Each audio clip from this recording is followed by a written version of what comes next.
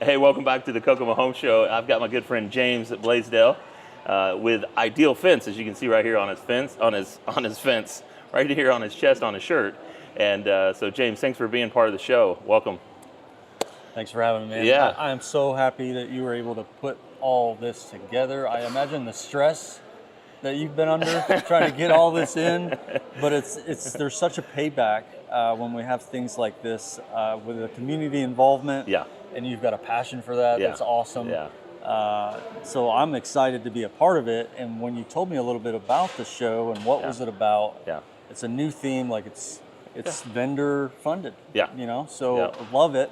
If I can help other homeowners, even if you're not interested in a fence, but you may be interested in something else, if I can help put all that together by sponsoring and putting a booth in, that's awesome. Yeah, you know, and this is not about me, this is about you, but I've lived here for going on 26, 27 years, and so being part of the community, I mean, you've been here that long. How long have you been here? Tell me when Ideal Fence started. How many years have you been in business? Be 24. This would be our 24th. I'm pushing for that 25. I mean, you're like 25 years old, aren't you? No. Okay. So I started coming back in my mid-20s. Okay. I think I was 26 when I got started. Yeah. And humble, very, very humble beginnings. We all remember the tragedy of September 11th. And I was at the time I was a local, worked at 274 Union Hall as a laborer, and the work just kind of diminished, and I had to take care of my family. Yeah. I had a wife and 3 kids, and so I ventured out, started becoming the captain of my own ship. Yep. And so sounds very entrepreneurial. I didn't even know. It was completely by accident. Let's just it was like, hey, we need some money. You're my kind of guy. I got to figure this out. So get out and get working. Yep. Get out and get working. We started with decks. Yep. So I went into decks construction. I really enjoyed that line of work.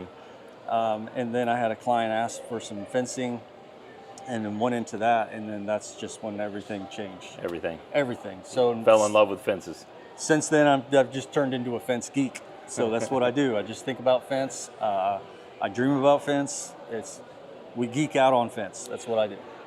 And on your hat, you go to a retreat where they talk about fences. Did you ever know that there are retreats where they talk about fences? It is a week-long event, intense, that I actually help facilitate and instruct. Wow.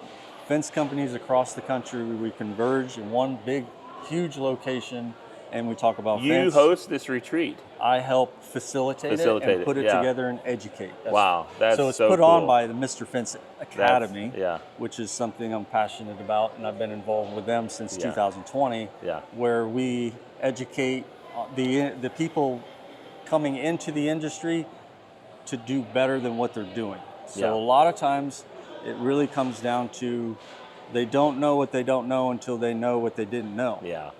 All they need to know is have the knowledge and what to do, and then they can do it better. Yeah. So if I can help, again, facilitate that, I have such a passion for the fencing industry. Yeah. That's just the beautiful thing that I really appreciate about this, James, is that obviously you're touching other companies in other states and in educating them and all that. But we have the privilege of having that level of intentionality right here in our community in Kokomo, Indiana. And so, thanks. We all should be saying thanks to James, because that's big. And it is a focus of mine not to just raise the standards across, but raise the standards here. Yeah. For me, I get along with all of my competitors. I want good things for them. And if I'm able to help raise the tide and help the consumers get a better product with a fair price, that's what really drives me going forward. So let's get into your product. You got some product behind you? Well, it's more of an innovation, because that is a lot of what we try to focus some attention on, is innovating. It's one of our core values, is we don't want to ever stop continuing having education. So our team members, a lot of training goes into that, a lot of education goes into that. And through innovation, we've came out with a new concept of fence building, which has been up in Canada for probably a couple of decades. Okay. What's hindered that form of of installation is the equipment. We have not had the technology to utilize in a residential world. Now we have it. So we've got a Schedule 40 galvanized steel post as our core foundation. Yep. And this is going to be a 5x5 vinyl post, and we're going to install this Schedule 40 post. You ask if there's concrete involved? No, there's not. We're going to trade concrete for depth. We're going to drive this Schedule 40 post 4 feet in the ground. Wow. So that gives the integrity of the structure, and it benefits it because you no longer have to worry about concrete failure, cracking, heaving. The frost has nothing to hold on to. We've got a smooth surface. It's going 48 inches in the ground, which is 1.5 feet deeper than our frost line. And then once you get past 30 inches, that is where the really, really hard soil conditions start. So you're getting into that. And so there's a fail-proof system in place. Without decay, it's never going to weaken. It's never going to rot. The idea here is everybody is familiar with Continental steel. The Schedule 40 they used to use in residential fence. I'm still tearing that stuff out. And I don't even look forward to it. It's still solid material. No decay issues, no weakening over time. So that is what you're getting as your foundation. Not only on vinyl, but we've innovated our way of building our wood. So same thing, steel foundation on our wood fence. It's all cedar rail, cedar picket, and a steel foundation. We're wrapping that aesthetically, so it's gonna stay aesthetically with what material you choose, but you're gonna have the strength of steel. So, wow, there's a lot to unpack there. That's just like gave you all. I just feel like I was drinking from a fire hydrant there. So, and then things I don't even know. So you've torn out some fences, and it's had this. I've torn out Continental steel made chain link. Back in the 40s. Here in Kokomo. And so we have a lot of Continental steel chain link in the old hill silk stocking area and throughout the area in northern. You pull it out and it's as good as it was when it went in. So let's just talk a little bit about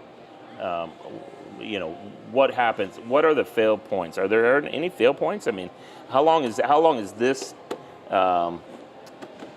meant to hold or be good? Not the post, because that feels like there's no failure in that at all, and that depth of that is incredible. But what should I expect my lifetime of a fence like this to be? So it all comes down to vinyl fence. You have to look at the quality of the vinyl.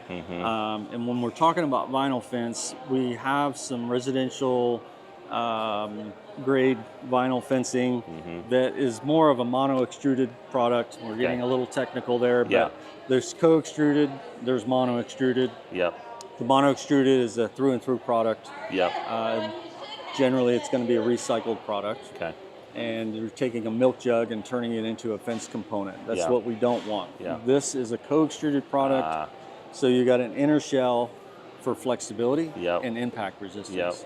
Then you have an outer shell for protection against UV, scratching, discoloration, chalking. So it's all about the outward appearance looks very similar, but it's the integrity of the core that's different. So the life expectancy really depends on the vinyl that you choose up front. We use contractor grade vinyl. We fabricate our own. Which is completely different than going to a box store or really other vendors at times. Then we go back to raising the standards. If I'm forcing this in and saying, hey, we have to use this within our market, we're gonna raise the standards for everybody, and the consumer wins. So yes, contractor grade vinyl, impact resistant. We also put rail ties in, so when we get finished, this rail slides into the post, and then this rail slides into the post. But if we don't put rail ties, an insert that comes in and connects these two rails together, they'll slide apart, and then you can create some gapping between your fence. What's important for us is attaching our U-channel. So we attach our U-channel to our post, so there's no gap here. We want to make that super tight. Nice and clean. Tongue and groove. If you can't get that tight, there's really no point in having Yeah. a towing group. Something's gonna give. Yeah. That's great. So estimates, free estimates. Are you giving estimates on? I don't think you're doing them at the show, but you're accepting Oh, to go absolutely. give one, obviously. Yeah, absolutely. But they really need to be done on site at the client's house. Yeah, we have 3 different options. It really depends on where the journey is and what they're looking to do. Right. So if they're planning and staging and trying to come up with an idea and a concept, Right. I will set a 15-minute phone call that's focused on 100% them, figure out what their need is, Kind how of they a want to fill discovery it, call. Yeah.